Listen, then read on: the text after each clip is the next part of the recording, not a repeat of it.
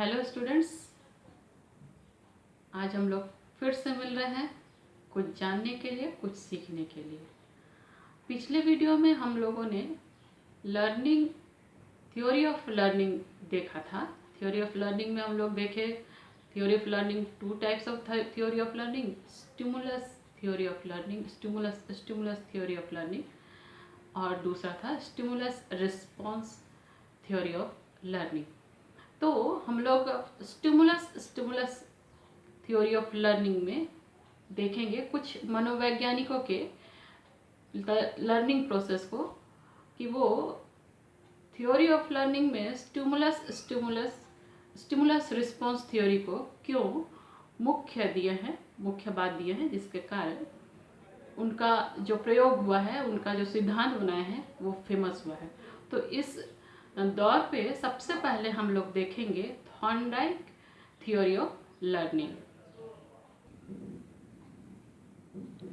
Thorndike theory of learning, इसको theory of learning के प्रतिपादक हैं, इसको बनाने वाले हैं थॉर्नडाइक, जिनका पूरा नाम है एडवर्ड थॉर्नडाइक। ये किनारे में आप पिक्चर देख रहे होंगे, ये एडवर्ड थॉर्नडाइक है, और इन्होंने ही थ्योरी बनाया जिसका सबसे ज़्यादा मुख्य रूप से प्रसिद्धि इसको ट्रायल और एरर के नाम से जाना जाता है। अगर आप देखिएगा, ये ट्रायल एंड एरर थ्योरी को अनेकों नामों से जाना जाता है। जैसे पहला है थॉर्नडाइक्स थ्योरी, दूसरा है ट्रायल एंड एरर थ्योरी, प्रयत्न और भूल का सिद्धांत, तीसरा है स्टिमुलस रिस्पॉन्स बॉन्ड थ्योरी, उद्दीपन अनुक्रिया बंध सिद्धांत, और चौथा नाम से भी जाना जाता है कनेक्शनिज्म थ्योरी, संबंधवाद का सिद्धांत, और है अंतिम स्टिमुलस रिस्पॉन्स रीइंफोर्समेंट थ्योरी, उद्दीपन अनुक्रिया पुनर्बलन का सिद्धांत। ये जो आप 5 थ्योरी का नाम देख रहे हैं, ये पांचों थॉर्नडाइक थ्योरी से रिलेटेड है। कहने का अर्थ है कि ये थॉर्नडाइक द्वारा ही प्रतिपादित किया गया है, जिन्हें निम्नलिखित नामों से जाना जा रहा है। ये जो नाम है, ये किस प्रकार से इनका नाम इस तरह से पड़ा है, trial and error theory, stimulus response bond theory, connectionism theory और स्टिमुलस रिस्पॉन्स रीइंफोर्समेंट थ्योरी, ये नाम इसको किस प्रकार से और क्यों दिया गया है, इसके बारे में हम लोग अभी थोड़ा सा देखेंगे। थॉर्नडाइक थ्योरी ऑफ लर्निंग जो अभी हम लोग देखने जा रहे हैं, सबसे पहले आप लोगों को थॉर्नडाइक के बारे में कुछ जानकारी दे दूं। थॉर्नडाइक का पूरा नाम एडवर्ड थॉर्नडाइक था। उन्होंने ही सीखने के सिद्धांत या सीखने के सिद्धांत, लर्निंग, थ्योरी ऑफ लर्निंग, अनुबंध के द्वारा, अनुक्रिया अनुबंधन सिद्धांत के द्वारा, प्रयत्न भूल के द्वारा सीखने के सिद्धांत को हमें दिया है, जिससे हम लोग इसका प्रयोग बच्चों को सिखाने के लिए करते हैं। बहुत बार परीक्षाओं में इस प्रकार के क्वेश्चंस भी आते हैं थॉर्नडाइक थ्योरी ऑफ लर्निंग से, कि आप थॉर्नडाइक थ्योरी ऑफ लर्निंग के बारे में आप क्या जानते हैं, ये कैसे अपनी विशेषता रखता है सिखाने के लिए, और प्रयोगों के द्वारा आप सत्यापित करें, थॉर्नडाइक के प्रयोग से सत्यापित करें कि ये किस प्रकार से बच्चों को सिखाने के लिए लाभकारी सिद्ध होगा। तो ये सब बताने से पहले थॉर्नडाइक के बारे में हम लोग देखते हैं। थॉर्नडाइक एक ऐसे मनोवैज्ञानिक थे जिसने प्रयत्न और भूल सिद्धांत पर काम करके सीखने की किस प्रकार से मनुष्य सीखता है, इसके बारे में बताया है। थॉर्नडाइक के बताने में उनके 3 प्रमुख काम इसमें दिखाई पड़ते हैं, इस थ्योरी में दिखाई पड़ते हैं। वो है एसोसिएशन और जिसको हम लोग कहेंगे साहचर्यवाद, दूसरा है डार्विनवाद, और तीसरा है विज्ञान के विधि। ये एसोसिएशनिज्म जो है, डार्विनवाद और विज्ञान के विधि, ये तीनों विषय जो हैं वो जीव विज्ञान से लिए गए हैं। पूर्व के समय में जो वैज्ञानिक आए उन्होंने ही ये सिद्धांत को दिया, एसोसिएशन को और डार्विन के सिद्धांत को और विज्ञान की विधि को। उन्होंने उनके अनुसार से प्रकृति में कुछ चीज़ें समानांतर पाई जाती है, समांतर होती है, और इस समान के कारण जैसे जैसे जिस चीज़ का उपयोग होता जाता है उसको रखते जाते हैं, अडेप्ट करते जाते हैं, और जिसका उपयोग खत्म होते जाता है धीरे धीरे, जिसका उपयोग नहीं रहता है वो उसका उपयोग को हटाते जाते हैं, वो अपने आप हटते जाता है। जैसे कि साहचर्यवाद या एसोसिएशनिज्म में कहा जा रहा है कि हमारे दुनिया में जितने भी जीव जंतु आए, सबसे पहले जलचर आया है, जल में रहने वाले जीव जंतु आए हैं, और उनमें जो पंख रहते हैं, जैसे मछली के किनारे जो मछली के बॉडी में जो फिन रहते हैं, उसी प्रकार से उन पानी में मिलने वाले जंतुओं के हुए, पानी से उनका जीवन धीरे धीरे समाप्त होने लगा, वो लोग पृथ्वी में आने लगे, तो उनके जो पंख, जिसको हम लोग पैडल कहते हैं, वो धीरे धीरे बदल करके हाथ में परिवर्तित होने लगा और हाथ से काम करने लगे। ऐसे बहुत सारे जीव जंतु हैं जो धीरे धीरे अपने अंगों को छोड़ते हुए दूसरे अंग उस जगह निर्माण हो गया, या वो अंग छोटा हो गया या लुप्त हो गया। इसको कहा जाता है एसोसिएशनिज्म, साहचर्यवाद। अगर आप देखेंगे तो मनुष्य एक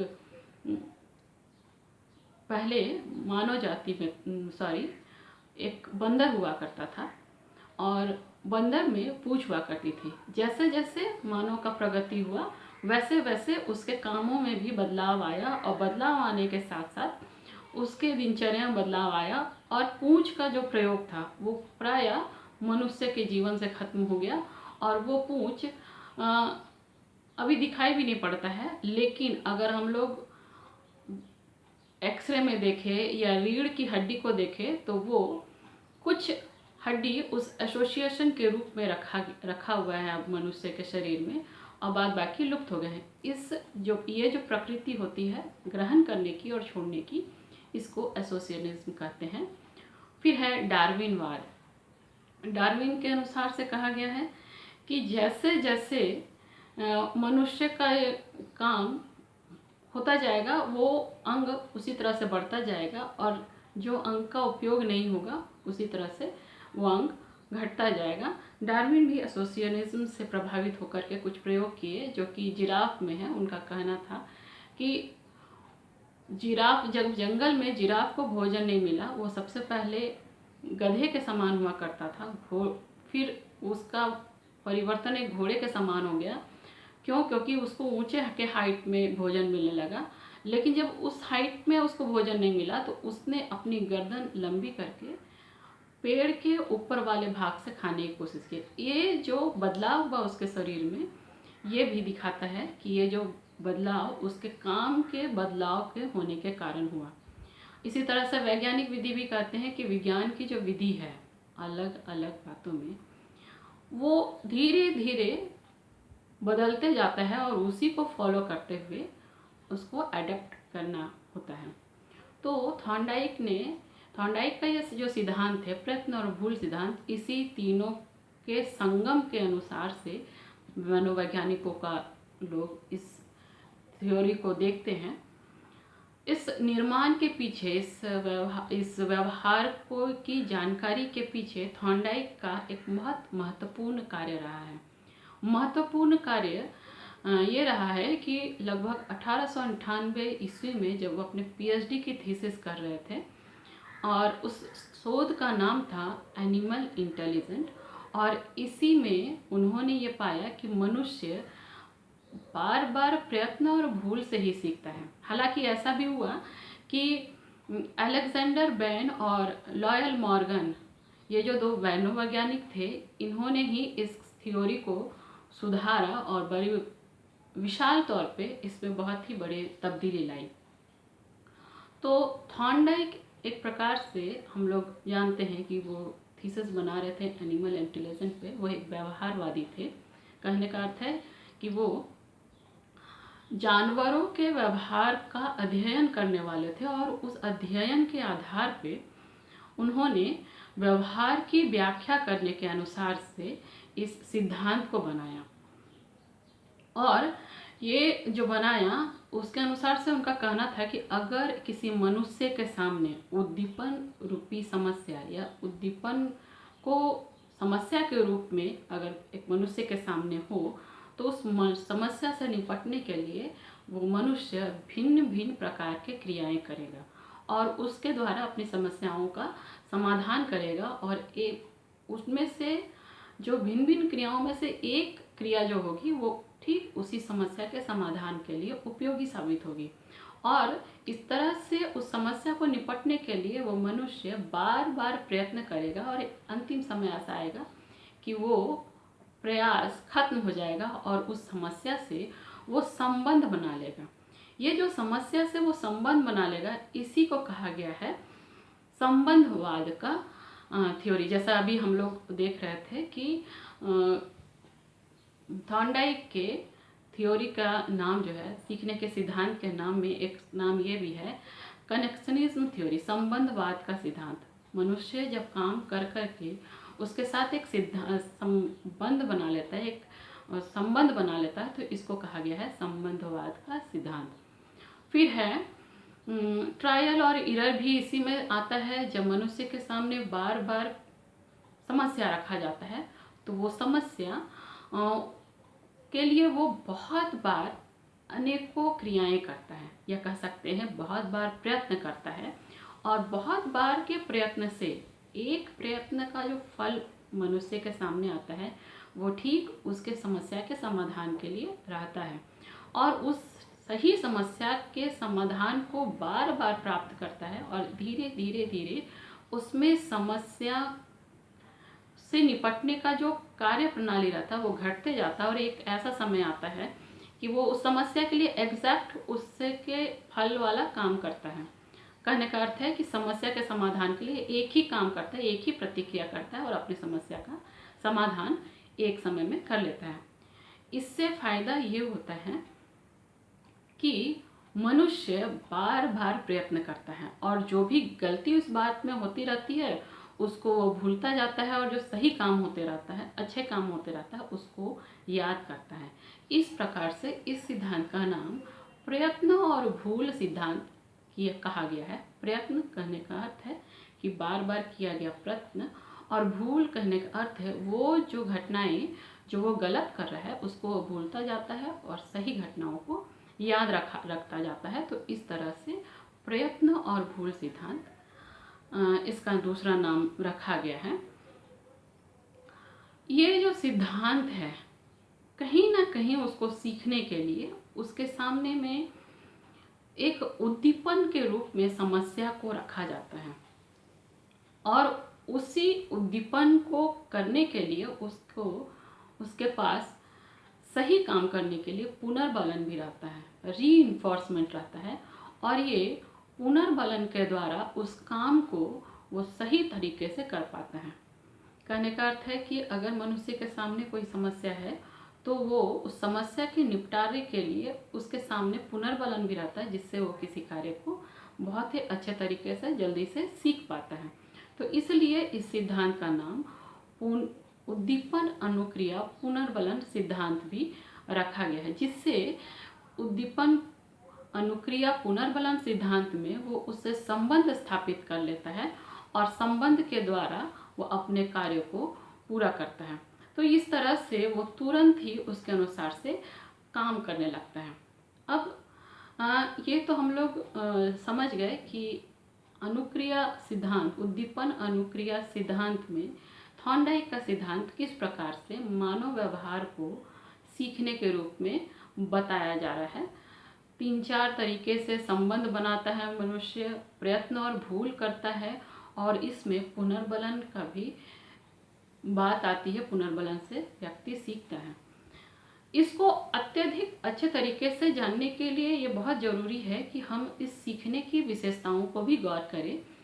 सीखने की विशेषताओं में 3 पॉइंट ऐसे आते हैं जो कि काफ़ी महत्वपूर्ण हैं। सबसे पहला है, सीखने की प्रक्रिया जो होती है पशु और मनुष्य में समान ढंग से होती है।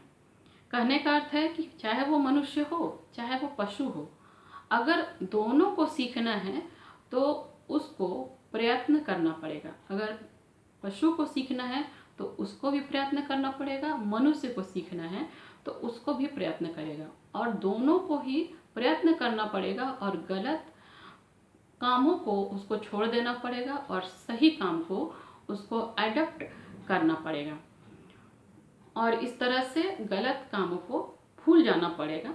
तो सीखने की प्रक्रिया में पशु और मनुष्य में समान ढंग से कार्य होती है। दूसरी विशेषता यह है कि सीखना क्रमबद्ध होता है, क्रमतर होता है, और इसमें सूझ का कोई भी स्थान नहीं होता। सूझ मतलब उसकी इंटेलेक्चुअलिटी, उसकी लॉजिक पावर का कोई भी काम सीखने में नहीं होता है। थॉर्नडाइक का कहना था कि जब भी मनुष्य करता है, किसी समस्या का समाधान करता है, तो अगर उसके पास एक समस्या बहुत बड़े तौर पे, विशाल तौर पे है, तो वो समस्या का समाधान वो उसको छोटे छोटे भागों में बांट करके वो करेगा। इस छोटे छोटे भागों में बांट लेने से उससे काम करने में आसानी होगी और वो बहुत ही अच्छे तरीके से उस काम को करेगा, जिसके कारण क्या होता है कि वो बहुत ही आसानी से उस कार्य को कर लेता है, कठिन से कठिन कार्य को कर लेता है, और अपने भूल को वो, अपनी गलतियों को वो भूल जाता है, हटा देता है और सही काम करता है।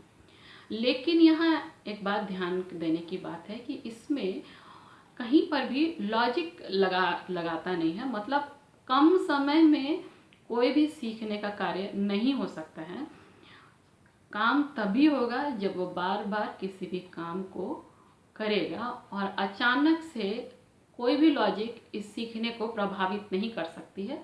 जैसा कि अन्य मनोवैज्ञानिक कहते हैं कि सीखने के लिए सूझ का भी होना, लॉजिक का भी होना बहुत ज़रूरी है, लेकिन थॉर्नडाइक का कहना है कि किसी भी प्रकार के लॉजिक का यहाँ पे कोई काम नहीं होता है सीखने के लिए। तीसरी बात वो ये कहते हैं कि सीखने में चिंतन या विवेचना का, लॉजिक का कहीं भी कोई जगह नहीं होती है। ये डायरेक्ट प्रोसेस होती है। सीखने के लिए ज़रूरी है कि क्रिया किया जाए, चिंतन के लिए कोई भी स्थान नहीं रहता है। और मनुष्य काम करेगा या पशु काम करेगा, कार्य करेगा और धीरे धीरे से करेगा, तभी वो सीख सकता है, और इसमें चिंता करने का कोई भी स्थान नहीं रहता है।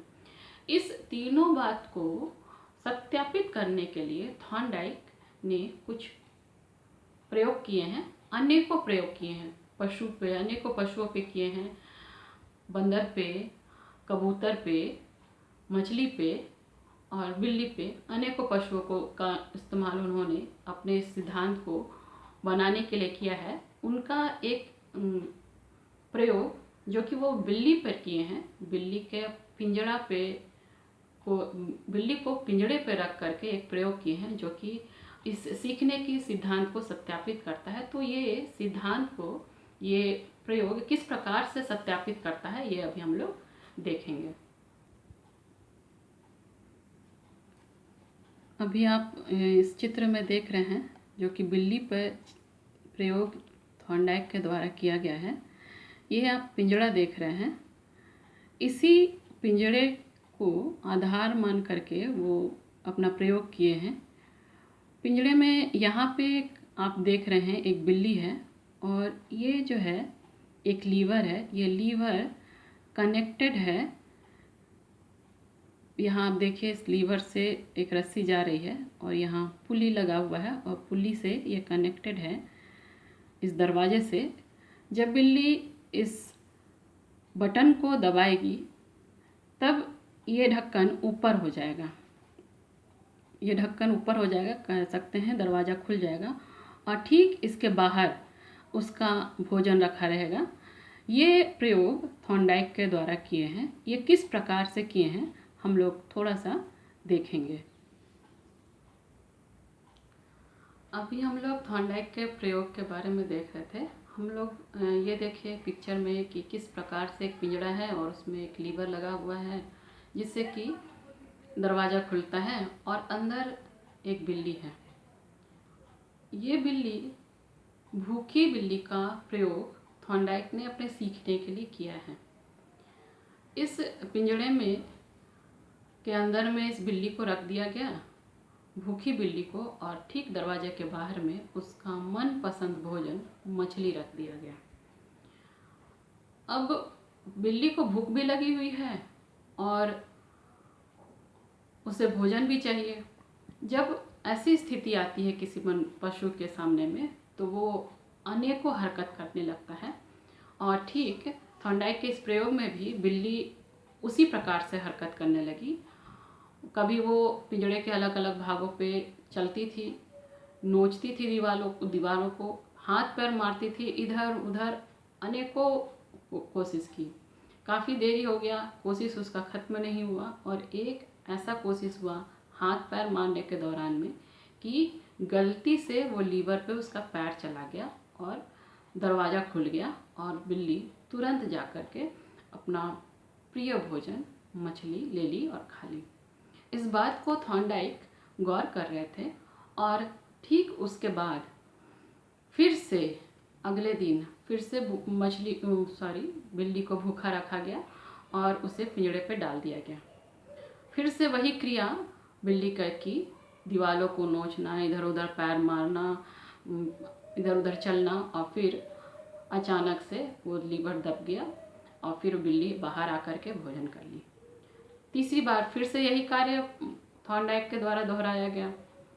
तीसरी बार में थोड़ा कम समय में बिल्ली के द्वारा वो बटन दबाया गया, दरवाज़ा खुला और फिर बिल्ली भोजन प्राप्त कर ली। और ये क्रिया तब तक थॉर्नडाइक द्वारा करते रहा गया जब तक वो प्रयास की क्रिया समाप्त नहीं हो गई। और एक दिन ऐसा आया, बिल्ली को पिंजड़े के अंदर डाला जाता था और बिल्ली इधर उधर कूदना, नोचना, खसोटना छोड़ करके सीधे उस बटन को दबाती थी, दरवाज़ा खुलता था और बाहर आ जाती थी और मछली खा लेती थी। ये प्रयोग भी बहुत बार दोहराया गया। इस प्रयोग के अनुसार से अगर आप देखें तो बिल्ली किस प्रकार से सीखती है। बिल्ली सीखी कि बटन दबाने से दरवाज़ा खुलता है और वो भोजन ले लेती है। दूसरी बार में थोड़ा समय लगता है, बटन दबाए, भोजन ले ली। ये काम प्रयास से हुआ, बार बार के प्रयास से हुआ और उसे ज्ञान आया कि बटन दबाने से होता है। उसके अनेकों गलत कार्य बार बार प्रयत्न से कम होते गए और सही काम अंतिम में हो गया। वह है बिल्ली को पिंजड़े के अंदर डालना और बटन बिल्ली के द्वारा दबाना और दरवाजे का खुल जाना, जिससे क्या होता है कि ये जो बार बार प्रयत्न करने की क्रिया हो रही थी वो उसमें कमी आ जाती है और अब वो बिल्ली भूल भी गया होता है कि वो बार बार अजीबोगरीब हरकत कर रहा होता है, दीवार नोचना, ये सारा कार्य बंद हो जाता है और बटन पे पैर रखती है बिल्ली और दरवाज़ा खुल जाता है और बिल्ली अपना भोजन ले लेती है। ये जो काम हुआ ये बार बार करने के द्वारा, प्रयत्न के द्वारा और गलती को भूल जाने के द्वारा, प्रयत्न और भूल से बिल्ली सीखी। जा करके तुरंत बटन को दबा देना और बाहर निकल के भोजन करना, एक तरह से कहा जाए तो ये संबंध बना ली बिल्ली कि अंदर जाना है, बटन दबाना है और दरवाज़ा खुल जाएगा, बाहर आ जाएगा। तो इस तरह से इस प्रयोग के द्वारा थॉर्नडाइक बताने का प्रयास किए कि कोई भी पशु जब सीखता है तो प्रयत्न और भूल के द्वारा सीखता है। जब वो भूल खत्म हो जाती है तो उस वस्तु से वो संबंध बना लेता है, क्रियाओं से संबंध बना लेता है और उसका जो प्रयत्न और भूल जो है वो खत्म हो जाता है और संबंध के द्वारा सीखता है। पुनर्बलन के लिए उसके सामने मछली रखा जाता है। बटन दबाने से दरवाजे खुलने का मतलब बिल्ली को उपहार स्वरूप मछली मिलती है। इस प्रकार से वो थॉर्नडाइक सीखने के सिद्धांत को बनाया है। उद्दीपन उद्दीपन उद्दीपन अनुक्रिया द्वारा सीखने के सिद्धांत को बताते हैं। ये उद्दीपन अनुक्रिया सिद्धांत में दो चीज़ महत्वपूर्ण रही है बिल्ली को सिखाने के लिए। एक है कि उसको पिंजड़े में डाल दिया गया, भूखे रह करके भूख के द्वारा सीखती है, और पुनर्बलन के लिए उसके सामने मछली रख दिया है, जिसको वो पाने के बाद दूसरी बार जाने से उसे पता रहता है कि जब जैसे दरवाज़ा खुलेगा और मुझे मछली मिलेगा। ये उसके लिए पुनर्बलन का कार्य सिद्ध होती है। इस प्रयोग से हमें यही देखने को मिलता है कि बार बार प्रयत्न से सही अनुक्रिया कर सकते हैं, और सही अनुक्रिया मनुष्य को एक संतोषजनक परिणाम देती है, जिससे वो पुनर्बलन प्राप्त करता है और फिर से कार्य करने में लग जाता है और अच्छा काम करता है।